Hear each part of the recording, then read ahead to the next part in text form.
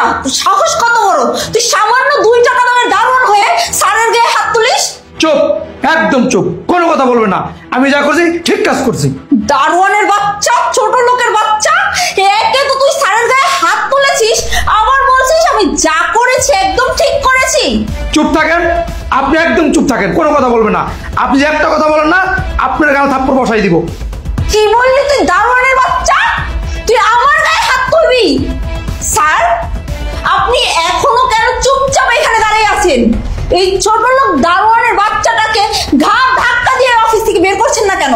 হ্যাঁ, চুপ থাকেন। এত চামচামি কেন করেন? কি বললেন? আমার অফিস থেকে ধাক্কা দিয়ে বের করে দিব? দেখ, আমি চাকরি পরোয়া করি না। রহমান চাচা, আপনি এই অফিসে অনেকদিন ধরে দারোয়ানের কাজ করছেন, আজকে হঠাৎ কি এমন হলো? কথা নাই বার্তা নেই, আপনি এসে আমার গালে থাপ্পড় মারলেন। কেন মারলেন বলুন? আপনি জানেন আমি চাইলে আপনাকে আমি এই অফিস থেকে বের করে দিতে পারি এখন এই মুহূর্তে। স্যার, সেটা আমি ভালো করে জানি। আমি ইচ্ছা করলে কোম্পানি থেকে বের করে দিতে পারেন, সেই ক্ষমতা আপনার আছে। কিন্তু আমি এখানে চাকরি করি আমার যোগ্যতা দিয়া, কারো দয়া না। স্যার, আমি বুঝলাম না আপনি কেন দাঁড়িয়ে দাঁড়িয়ে এই ছোট লোক দারোয়ানটার কথা শুনছেন। আপনি ওকে উচিত শিক্ষা দিয়ে কেন বের করে দিচ্ছেন না? ওর কত বড় সাহস, ও আপনার মুখে মুখে তর্ক করে, আবার আপনার গায়ে হাত তুললে। উনি আমার গায়ে হাত তুলে চরম লেভেলের অন্যায় করেছে, আমি ওনাকে কিছু বলবো না। যা করার এমডি সাহেব করবে। আপনি এক কাজ করুন, আমাদের কোম্পানির এমডি সাহেবকে আপনি ডেকে নিয়ে আসুন। স্যার, এমডি স্যারকে ডাকার কি প্রয়োজন? যেই কাজ আপনিই করতে পারেন সেই কাজের জন্য এমডি স্যারকে ডাকার তো কোনো প্রয়োজন নেই।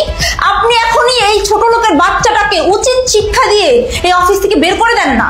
হ্যাঁ, আপনি ঠিকই বলেছেন, আমি যে কাউকে এই কোম্পানি থেকে বের করে দিতে পারি, আর উনি তো সামান্য একজন দারোয়ান।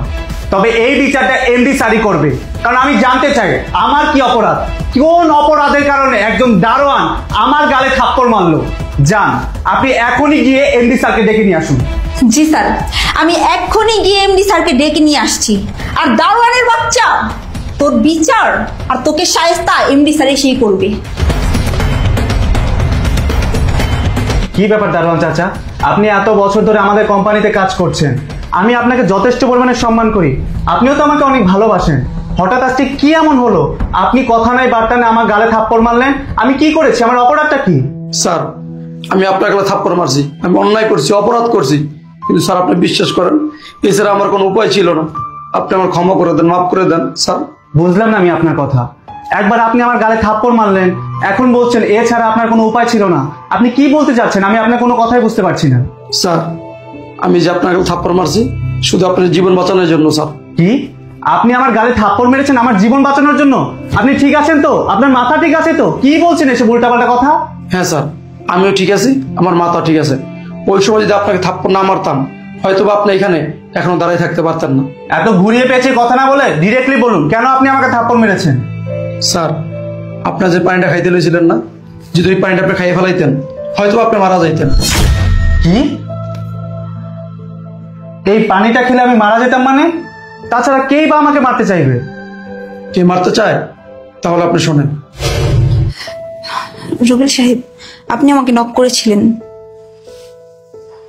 তাই বসেন, আপনার সাথে আমার কথা আছে। জি বলেন। কি ব্যাপার, আপনার শ্রাবণ স্যার কোথায়? কেন? উনি ওনার চেম্বারে আছে। আপনি কি একটা জিনিস খেয়াল করছেন? কি? আপনার এই শ্রাবণ স্যার এই অফিসে আসার পর থেকে আমাদের ধান্দা পাতি, ঘুষ, উপরি ইনকাম সবকিছু বন্ধ হয়ে গেছে।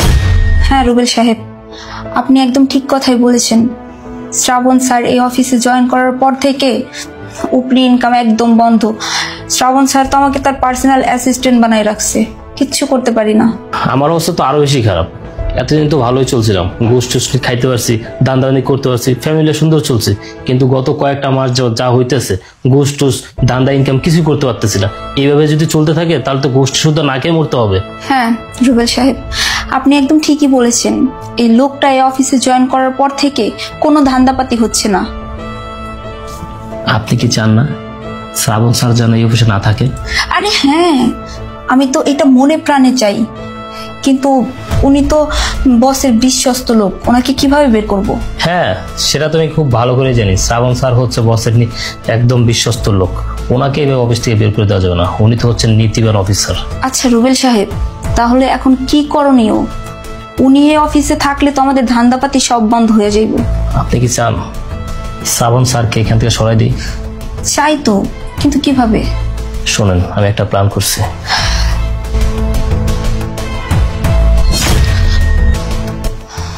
যে কি বলছেন রুবেল সাহেব আপনি? সব এটা করা কি ঠিক হবে? যদি আমরা ধরা পড়ে যাই তখন কি হবে? আরে আপনি ধরা পড়বেন না, আপনি নিশ্চিন্তে থাকেন। এটা কিসের পানি? স্যারের জন্য পানি আনছি, একদম ফ্রেশ। বোতলের মুখটা খুলেন।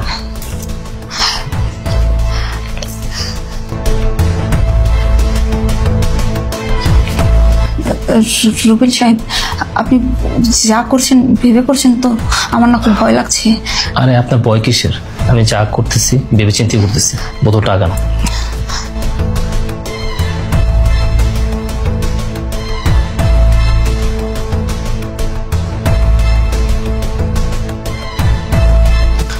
ঠিক আছে, এখন শুধু আপনার কাজ, আপনি যেভাবে হোক শ্রাবণ স্যারকে এই পানিটা আপনি খাওয়াবেন, বুঝতে পারছেন? রুবেল সাহেব, আপনি কোনো চিন্তাই করবেন না, যেভাবেই হোক শ্রাবণ স্যারকে তো আমি এই পানিটা খাওয়াবই। ঠিক আছে, কেউ দেখার আগে চলে যান, বাকিটা আমি দেখছি। আচ্ছা ঠিক আছে। সততা না, নীতিবান, আদর্শবান, কেউ অফিসে ঘুষ খাইতে পারবো না। আপনি তো এখন অফিসে থাকবেন না, আপনি এখন উপরে গিয়া আপনার সততা দেখাইন। কি? তার মানে ওরা আমাকে এই কোম্পানি থেকে সরিয়ে দিতে চায়? আমি আছি বলে, আমার জন্য ওরা ঘুষ খেতে পারছে না বলে ওরা আমাকে মেরে ফেলার প্ল্যানিং করেছে। কিন্তু আমি যতদিন এই কোম্পানিতে আছি, এই কোম্পানির সুনাম আমি নষ্ট হতে দেব না। একটাও ঘুষখোরকে আমি এই কোম্পানিতে রাখবো না। আমি থাকা অবস্থায় এই কোম্পানিতে কেউ ঘুষ খেতে পারবে না। আর দারোয়ান চাচা, আপনি যদি সঠিক সময়ে এসে আমাকে থাপ্পড় না দিতেন, আমি হয়তো এখন এই সময় এখানে দাঁড়িয়ে থাকতে পারতাম না। দারোয়ান চাচা, আপনি আমাকে নতুন জীবন দিয়েছেন, আমি সারা জীবন আপনার প্রতি কৃতজ্ঞ থাকবো। আর চাচা, আপনি চিন্তা করবেন না, আমি এমডি স্যারকে বলে ওদের দুজনের ব্যবস্থা আমি করেই ছাড়বো। স্যার ঠিক আছে, আমি চলে যেতেছি, নিজের দিক খেয়াল রাখেন। আচ্ছা ঠিক আছে, আপনি কোনো চিন্তা করবেন না। আমি কেটে যাই। আসসালামু আলাইকুম। ওয়ালাইকুম আসসালাম।